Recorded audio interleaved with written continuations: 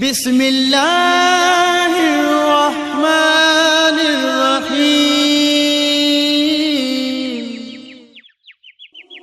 نحمدہ ونصلی علی رسولہ الکریم اما بعد فاعوذ باللہ من الشیطان الرجیم بسم اللہ الرحمن الرحیم الصلاۃ والسلام علیک یا رسول اللہ وعلی آلک واصحابک یا حبیب اللہ۔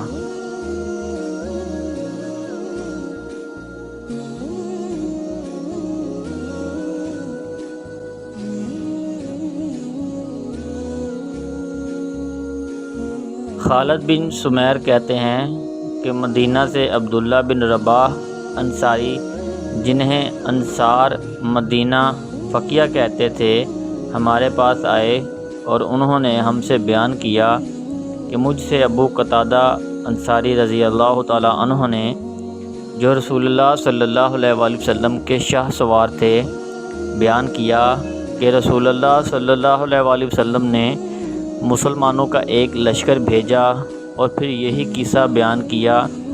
اس میں ہے تو سورج کے نکلنے ہی نے ہمیں جگایا، ہم گھبرائے ہوئے اپنی نماز کے لیے اٹھے۔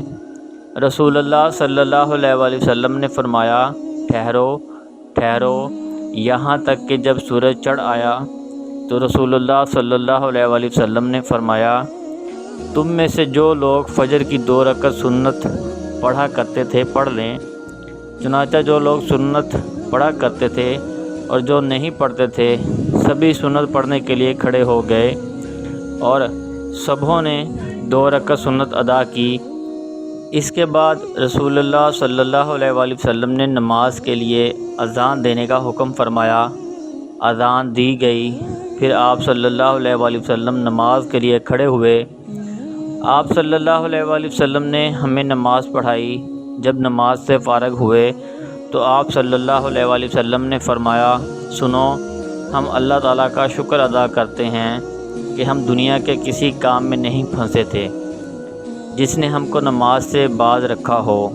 ہماری روحیں تو اللہ تعالیٰ کے ہاتھ میں تھیں، جب اس نے چاہا انہیں چھوڑا۔